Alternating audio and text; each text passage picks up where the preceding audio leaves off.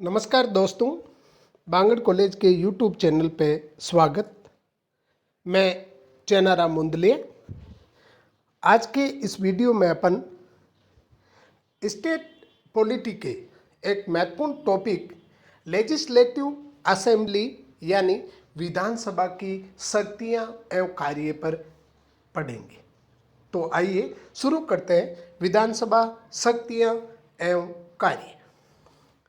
विधानसभा के कार्य। संविधान के भाग 6 में अनुच्छेद 168 से लेकर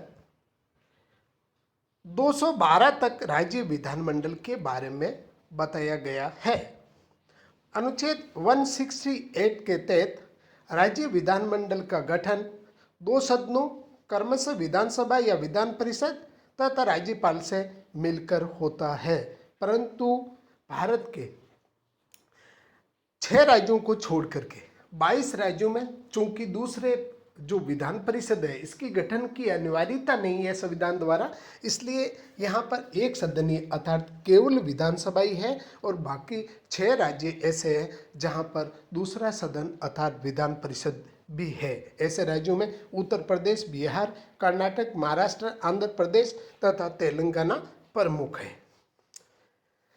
चार्ट में द्विसदनात्मक व्यवस्था वाले भारत के राज्य, इनमें आपने देखो पहला जो उत्तरी भारत से, पहले जम्मू कश्मीर भी था, लेकिन जम्मू कश्मीर को आपको पता है अक्टूबर 2019 के बाद में जम्मू एवं लद्दाख 2 केंद्र शासित प्रदेश हटा बनाने से राज्य के रूप में वो हट गया।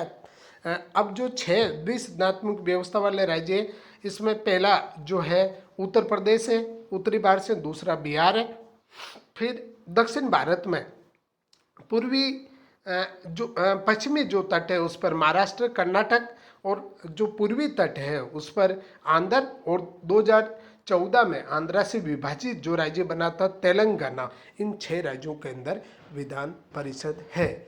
जनवरी 2020 में आंध्र प्रदेश ने अपने पूर्ण विधान परिषद की समाप्ति के लिए आंध्रा की जो विधान सभा उसने ऐसा प्रस्ताव पास किया है जो अभी लंबित है। अब अपन देखेंगे कि विधानसभा के क्या क्या कार्य होते हैं और साथ ही वो दूसरा सदन अर्थात विधान परिषद से किस रूप में प्रभावी है और विधान परिषद कैसे भारत की जो संसद का जो अपर सदन है अर्थात राज्यसभा है उससे कमजोर है या भिन्न है। पहला जो महत्वपूर्ण कार्य विधानसभा का होता है वो है कानून निर्माण करना। यानी विधानसभा का जो राज्य की व्यवस्थापिका का एक अंग है और इसका महत्वपूर्ण कार्य ही कानून बनाना होता है। तो धन विधेयक को छोड़कर अन्य विधेयक किसी भी सदन में रखे जा सकते हैं। यानी यदि राज्य के अंदर 2 सदनात्मक व्यवस्था है, यानी 2 सदनीय व्यवस्थापिका है, तो ऐसी स्थिति में धन विधेयक को छोड़ करके यानी संविधान संशोधन या साधारण जो विधेयक होते हैं वो भले आप विधानसभा में रख सकते हो या विधान परिषद में रख सकते हो, लेकिन धन विधेयक हमेशा निम्न सदन में ही अर्थात विधानसभा में ही रखा जा सकता है क्योंकि जनता का सदन वही है। यदि विधान परिषद किसी विधेयक को पारित कर दे और विधानसभा पारित करने से मना कर दे तो विधेयक वहीं समाप्त हो जाता है। लेकिन यह महत्वपूर्ण बात यह है कि साधारण विधेयक भी यदि विधान परिषद पारित करके विधानसभा के पास भेजती है और विधानसभा उसे पारित करने से मना कर देती है तो वो समाप्त हो जाता है। लेकिन यही प्रस्ताव जब विधानसभा पारित करके विधान परिषद के पास भेजती है तो वो अधिकतम 3 महीने तक रोक सकती है, और यदि पास नहीं करती है तो ऐसी स्थिति में विधानसभा पुनः विधेयक को पारित करके विधान परिषद के पास भेजती है और उसे 1 माह के अंदर पारित करना होता है, अन्यथा वो वैसे ही पारित माना जाता है। इस प्रकार से हम कह सकते हैं कि साधारण विधेयक को अधिकतम 4 माह तक विधान परिषद रोक सकती है। वो न तो राज्यसभा की भांति उसमें संशोधन कर सकती है और न ही दोनों सदनों में गतिरोध होने पर यहाँ संयुक्त बैठक का कोई प्रावधान होता है। इस प्रकार से साधारण विधेयकों के संबंध में राज्यसभा की अपेक्षा विधान परिषद की शक्ति न्यून है। फिर है विधेयक के प्रकार।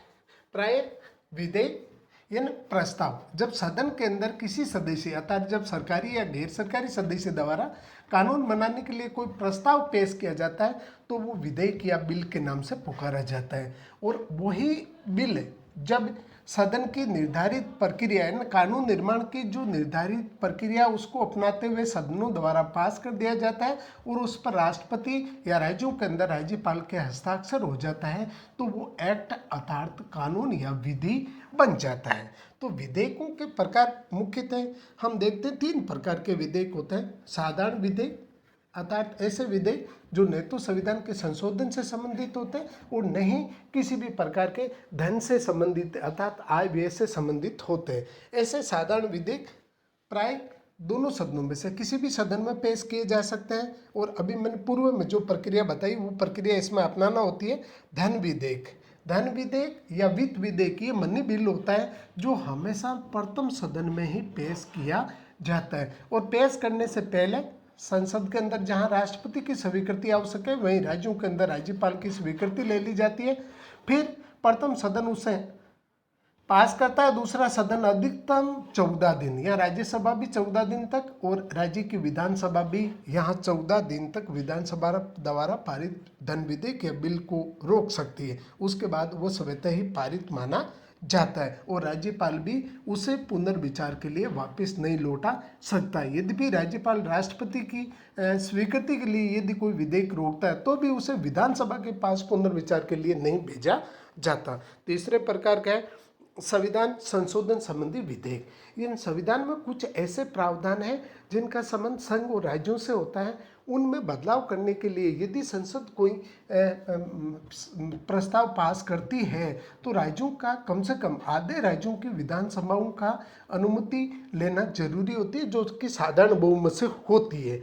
यहाँ पर देखने की बात है, यहाँ पर भी विधानसभा ही प्रभावी है। यदि विधान परिषद ऐसा करती है अर्थात प्रस्ताव पास कर देती है साधारण बहुमत से तो ठीक है, और नहीं करती है तो विधानसभा पूर्ण प्रस्ताव पास करके और उसे भेज सकती है। तो इस प्रकार से यहाँ पर विधान परिषद कोई ज़्यादा प्रभावी नहीं है। सेकंड जो महत्वपूर्ण कार्य है वो है बजट पारित करना। बजट एक मनी या धन विधेयक है, इस कारण इसे हमेशा निम्न सदन अर्थात विधानसभा में रखा जाता है। इस विधेयक को विधान परिषद अधिकतम कितने दिन तक 14 दिन तक रोक सकती है। नोट, धन विधेयक के संदर्भ में विधान परिषद को भी राज्यसभा की भांति कोई विशेष अधिकार नहीं है, केवल 14 दिन की वो देरी कर सकती है। अगला, संविधान संशोधन विधेयकों पर अनुमोदन देना। संविधान के भाग 20 अनुच्छेद 368, केवल 368 एक ही मात्र अनुच्छेद है जिसके अंदर संविधान में संशोधन के 2 तरीके बताए गए। जो दूसरा महत्वपूर्ण तरीका है उसके तहत यदि कुछ प्रावधान है जिनमें बदलाव करना हो, जिनका प्रभाव भारत के राज्यों पर भी पड़ता हो, तो उनमें राज्यों की यानी कम से कम आधे राज्यों की सहमति ली जाती है। ऐसे संशोधन पर विधानसभा के साधारण बहुमत की आवश्यकता होती है, इसलिए विधान परिषद यहाँ भी निष्प्रभावी होता है। फिर है चुनाव संबंधी कार्य। ध्यान रखना, भारत के राष्ट्रपति का जो चुनाव होता है उसमें राज्यों की विधानसभा के केवल निर्वाचित सदस्य भाग लेते हैं, विधान परिषद के सदस्य इसमें भाग नहीं लेते हैं। उसके साथ ही उपराष्ट्रपति के चुनाव में न तो विधानसभा के भाग लेते हैं और नहीं विधान परिषद के। राज्यसभा के सदस्यों का जब चुनाव होता है तो विधानसभा के सदस्य केवल यहाँ पर निर्वाचित भी होता है और मनोनीत भी भाग लेते हैं। ध्यान रखना, राज्य के अंदर जो राज्यपाल द्वारा मनोनीत होता है जो एंग्लो इंडियन समुदाय से, वो भाग लेते हैं, लेकिन विधान परिषद के सदस्य इसमें भाग नहीं लेते हैं। फिर है विधान परिषद के 1/3 जो सदस्य है उनका चुनाव विधानसभा के सदस्यों द्वारा किया जाता है। फिर विधान परिषद के सदस्य मुख्यमंत्री और मंत्री बन सकते हैं, ये ध्यान रखना। उन्हें मुख्यमंत्री या मंत्री विधान परिषद से बनाया जा सकता है। Thank you. जय हिंद, जय भारत।